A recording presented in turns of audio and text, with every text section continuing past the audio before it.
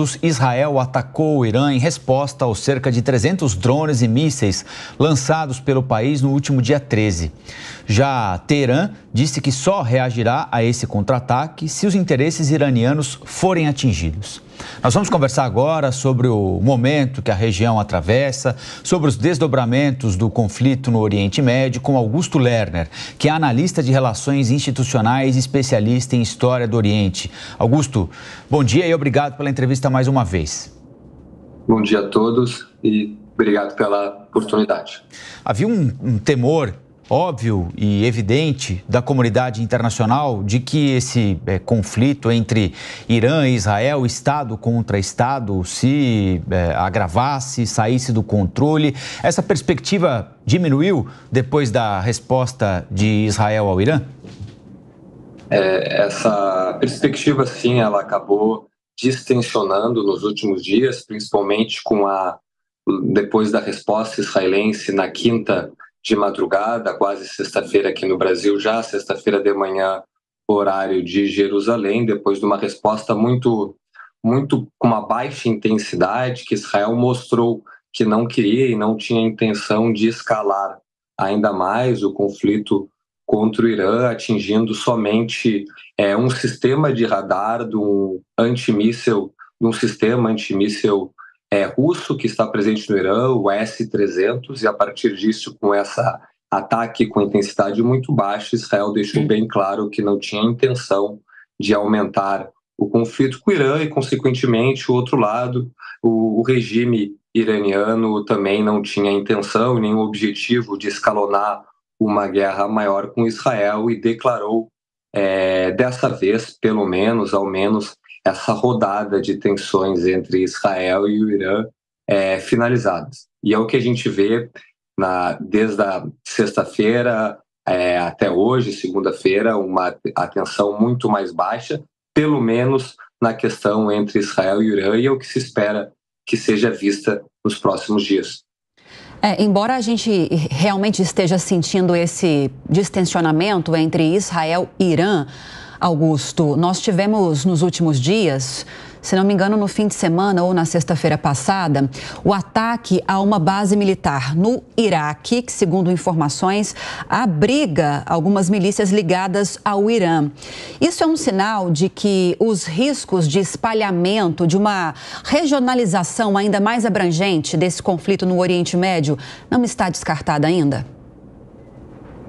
Enquanto a guerra entre Israel e o grupo terrorista Hamas continuar principalmente na faixa de Gaza e a tensão no norte de Israel entre Israel e o grupo terrorista Hezbollah, no sul do Líbano, continuar, ainda vai sempre existir uma tensão grande no Oriente Médio, principalmente no que diz respeito a Israel, ao arco xiita no Oriente Médio, que é organizado pelo Irã, e também a questão sobre esse ataque que aconteceu na sexta-feira à noite, horário de Brasília, a grupos, a milícias xiitas iraquianas pró-Irã a 30 ou 50 quilômetros de Bagdá, mostra que essa tensão no Oriente Médio é grande, principalmente no que diz respeito a Israel e a grupos ligados ao Irã, não se baseando agora no Estado iraniano, como foi na questão de semana passada, mas a questão do conflito ela se mantém entre Israel e grupos ligados ao Irã, principalmente no Iêmen, os Houthis, no Líbano, o Hezbollah, e grupos paramilitares no Iraque, próximos ao Irã. Piperno, sua pergunta para o Augusto. Professor, bom dia. Historicamente, o Ocidente, e a gente tem que dizer isso com todas as letras, né, maltratou demais o Irã. Nos anos 50, derrubou lá o primeiro-ministro nacionalista Mohammad Mossadegh. Depois, em 1980, estimulou o Iraque de Saddam Hussein a invadir o Irã. E é claro que a teocracia iraniana não também construiu um regime dos mais simpáticos e muito menos democráticos. Mas De qualquer forma, também tem esse histórico de hostilidades do Ocidente ao Irã. E, recentemente, alguns dias antes desse ataque do Irã ao Israel, Israel, houve aquela ação em Damasco, no consulado iraniano, que acabou vitimando aí uma série de pessoas ligadas ao regime de Teherã. A gente não convencionou, professor, ao longo dessa história recente, a admitir com muita facilidade que o Irã é o culpado de tudo e é, sim, o grande polo irradiador aí de conflitos e de violência na região?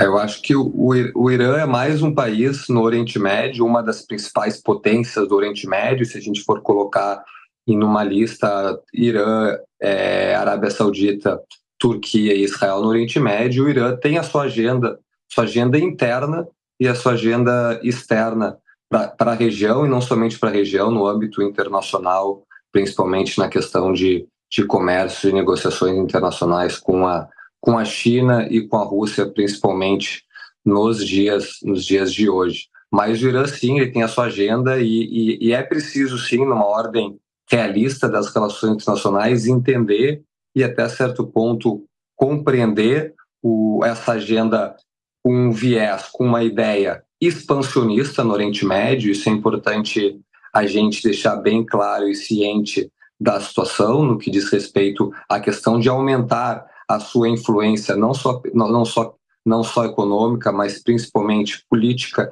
e militar no Oriente Médio, expandindo os seus tentáculos do regime de Teherã, principalmente para países de maioria xiita no Oriente Médio, como a gente vê não só de maioria, mas com uma presença xiita forte, principalmente no Iraque, que sim é uma maioria xiita, no Iêmen, onde são os Houthis, que é um grupo xiita, no Iraque, onde tem bases xiitas pró-Irã muito consolidadas também, que lutam contra a presença dos Estados Unidos também na região. Se a gente conseguir analisar também a questão do Líbano com o Hezbollah, que é o maior grupo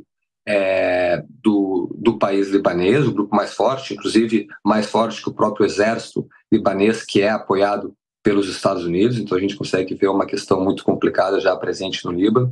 Então a gente vê o Irã com a sua agenda, com as suas questões, mas principalmente expandindo o seu poderio militar no Oriente Médio, principalmente nesses países que eu citei, países ou regiões através de grupos terroristas, com um único objetivo, claro, que é ameaçar Israel, e não somente ameaçar essa mudança de situação. A gente viu no penúltimo sábado, com o ataque iraniano a Israel, com mais de 300 mísseis e drones. Então a gente vê essa mudança não só de discurso, mas também como ação em prática contra Israel, a partir dessa agenda iraniana externa no Oriente Médio, que sim visa a destruição de Israel. Beraldo?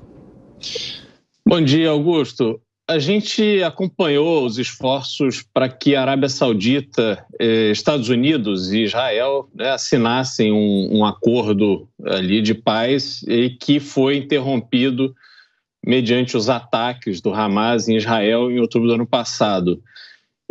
Para a Arábia Saudita, que tem investido tanto numa imagem mais aceitável ao redor do mundo, menos radical, de acolhimento a estrangeiros, fazendo grandes projetos de imobiliários, trazendo estrelas do futebol, tudo isso como esforço para ser visto como um país mais acolhedor. Como é que você enxerga a evolução desse acordo? Em que momento, o que precisa acontecer para que esse acordo volte à mesa e possa ser finalizado?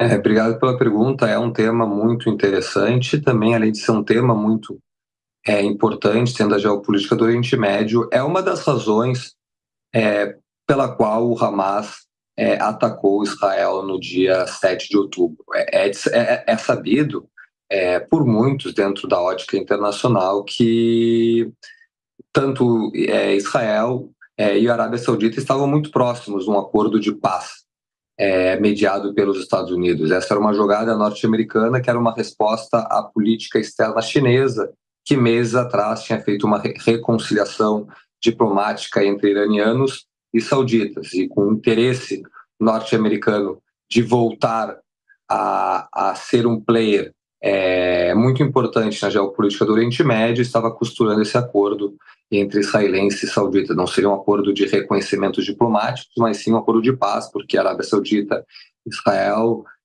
teoricamente, tecnicamente, estão em guerra desde 1948, quando foi fundado o Estado de Israel. Mas sim, estavam muito próximos. O Hamas fez esse ataque para impedir esse acordo.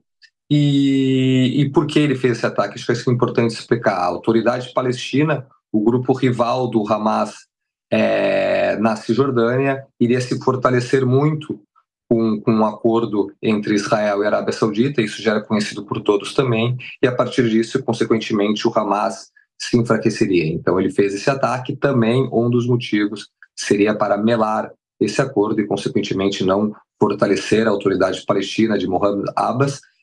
E outra questão também, esse acordo ainda assim existe a possibilidade muito grande de acontecer. Autoridades norte-americanas, principalmente, afirmam que o acordo é uma questão de tempo. A gente não sabe quanto tempo vai demorar. Muitas pessoas afirmam, inclusive Mohammed bin Salman, o príncipe herdeiro da Arábia Saudita, diz que para esse acordo histórico, que seria no Oriente Médio, é preciso ao menos ter bases consolidadas para a fundação, a criação de um Estado palestino na região, vivendo em paz e harmonia com Israel.